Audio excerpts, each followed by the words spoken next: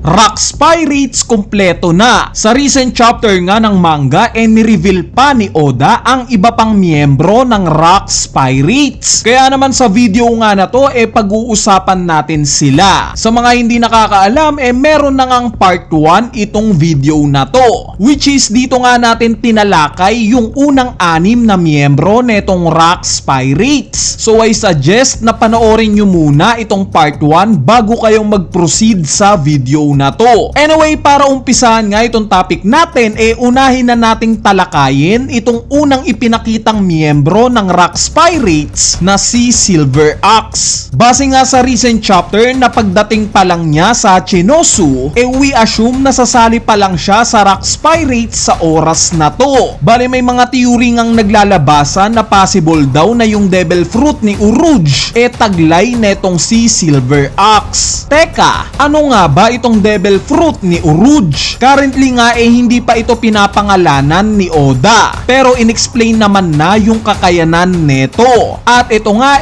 kung ano man daw ang matatanggap na physical damage ng user neto, nagagawa daw netong i-convert yung damage neto into physical strength. Meaning mas lalaki yung muscles at body size ng user ng Devil Fruit na to. At kung mas malaki nga ang mass ng katawan, obviously na mas lalakas sila physically. Pinakita nga sa atin yan ni Urouge sa paglaban niya sa mga pacifistas. Mas nalakihan pa nga niya yung katawan ng mga ito. Mabalik nga ay Silver Axe nung una nga siyang ipakita maliit lang yung pangangatawan niya. Halos kasing laki nga lang siya netong pirata na humarang sa kanya. Pero nung time nga na sinipa siya neto, dito na ni-reveal yung napakalaki niyang katawan. Even yung hoodie nga na suot-suot niya halos lumiit na sa katawan niya. So kung itong Devil Fruit nga talaga ni Urouge ang Devil Fruit ni Silver Axe, isa lang ang ibig sabihin neto. Patay na currently itong si Silver Axe. Since na kay Urouge na nga ngayon itong Devil Fruit na to. Speaking of confirmed na patay na, ito ngang si Captain John, alam naman nating lahat na patay na. Since isa nga siya sa ginawang zombies ni Gecko Moria during Thriller Bark arc. So base nga sa reaksyon ni Captain John nung time na mag-away itong sila Sebek at Kaido, mukhang may ibubuga rin talaga in battle itong tao na to. Since pinagsabihan nga niya itong si Kaido. Ang alam nga lang natin patungkol kay Captain John, meron siyang tinatagong treasure. Ito nga yung gustong makuha ni Buggy. Bukod nga dito wala na tayong iba pang information patungkol sa kanya. Ang sumunod namang miyembro netong Rocks Pirates si Strusen. Sa mga nakalimutan na nakilala na nga natin itong si Strusen during Whole Cake Island arc. Siya nga itong matandang chef ni Big Mom. Siya nga rin at si Big Mom ang pioneer ng Big Mom Pirates. Bali dahil nga sa Devil Fruit netong si Strusen na nagagawa niyang pagkain ang kahit na anumang bagay at meron siyang epithet bilang gourmet knight, malamang sa malamang na siya ang cook ng Rocks Pirates. Bali battle wise nga hindi rin natin pwedeng maliitin itong si Strusen dahil nakita nga natin yung glimpse ng lakas niya nung time na ginamit niya itong Devil Fruit niya sa pag-create ng napakalaking cake. Even si Capone Beige nga nararamdaman na may tinatago daw na lakas itong si Strusen. Speaking of Strusen, yung partner naman niya na si Big Mom ang sunod nating pag-usapan. Sa panahon nga na to 24 years old na itong si Big Mom. Unlike nga sa God Valley na Big Mom na nakita natin, mukhang mas immature pa nga siya sa panahon na to. Kaya naman nakaka-excite ngang makita kung ano ang kayang ipakita ni Big Mom during sa panahon na to. Bali-base nga sa statement ni Big Mom sa recent chapter, nabanggit niya yung patungkol sa Army of Giants daw na frozen na. Which is kinumpirma nga ni Captain John na yung context neto patungkol sa grupong Galayla. In chapter 1154 nga, 56 years ago, napag-usapan na rin nila Harul at King Harald yung patungkol sa grupong Galayla. Grupo nga daw ito ng mga giants at ancient giants na tagagawa ng barko. Kung matatandaan nyo, during Fishman Island arc in chapter 648, may nabanggit nga itong mga Sea Kings patungkol sa isang specific daw na clan. Possible possible nga daw na sila ang makakaayos sa barkong Noah. At dahil nga sa specifically trabaho ng Galeyla ang gumawa at mag-ayos ng mga barko, mukhang sila nga yung tinutukoy ng mga Sea Kings na to. At dito nga tayo mapapaisip ngayon,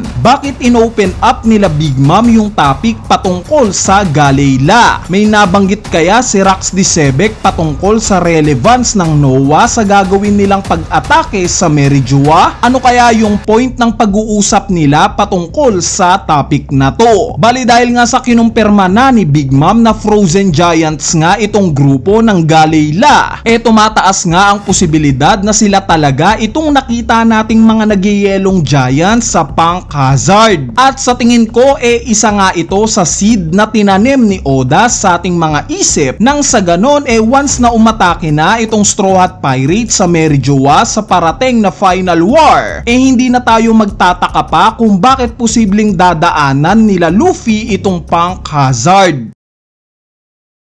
Anyway, ang sumunod ngang karakter na ipinakilala itong si Pirate Barbell. As stated nga isa daw itong fishman. Bali during God Valley incident nga nakita natin siya dito. At ito nga siya katabi ni Whitebeard. Kapansin-pansin nga na ibang-iba yung itsura niya sa God Valley at sa panel na to 44 years ago. Kaya naman probably may taglay na devil fruit itong si Pirate Barbell. Ngayon ang magiging tanong, Kuya Eneru, paano yon? Fishman siya na may devil fruit. Pwede ba yon? Bali matagal ko na ngang nasagot itong tanong na to. Yes, pwede pa rin namang kumain ng devil fruit ang isang fishman. Ang magiging downside nga lang neto hindi na sila makakalangoy pa. Kumbaga gawin na lang nating example si Jack ng Beast Pirates. Isa ngang fishman itong si Jack na nakakain ng devil fruit. Nung time nga na inatake siya ni Zunisha ipinakita ngang hindi siya makalangoy sa ilalim ng karagatan. Pero as a fishman na may kakayanang huminga sa dagat, gumagana pa rin naman ito. Ipinakita ngang nakakahinga pa rin si Jack sa ilalim ng karagatan. At ang huling miyembro nga ng Rocks Pirates na ipinakilala sa recent chapter itong si Kaido. During nga sa panahon na to 15 years old pa lang itong si Kaido. At yes, understandable nga na wala siyang kapalag-palag kay Sebek nung time na sinipa siya neto. Since considered nga as bata pa rin itong si Kaido nung time na to. In fact gaya nga kila Shanks, Buggy at Blackbeard nung time na nasa original pa silang mga pirate crew nila, isa nga lang ring cabin boy itong si Kaido sa Rocks Pirates. Actually sa naging flashback nga ni Kaido ipinakita yung scene ng pagsali niya sa Rocks Pirates. Gaya nga sa entrance ni Silver Axe, ganito rin yung ginawa niyang paglapag sa Hachinosu. Sinubukan nga rin siyang i-intimidate ng mga pirata dito, pero nag-end up lang ito sa pag-overpower niya sa mga ito. Bali-base nga sa statement o ideology ni Kaido sa recent chapter na mabuti pa daw atakihin na lang nila ang Elbaf at puwersahin na lang si King Harald na umalyansa sa kanila. Magigets nga natin yung pinanggagalingan ng idea na to ni Kaido. Dahil base nga sa flashback niya lumaki siya mula sa marahas na environment. Meaning para sa kanya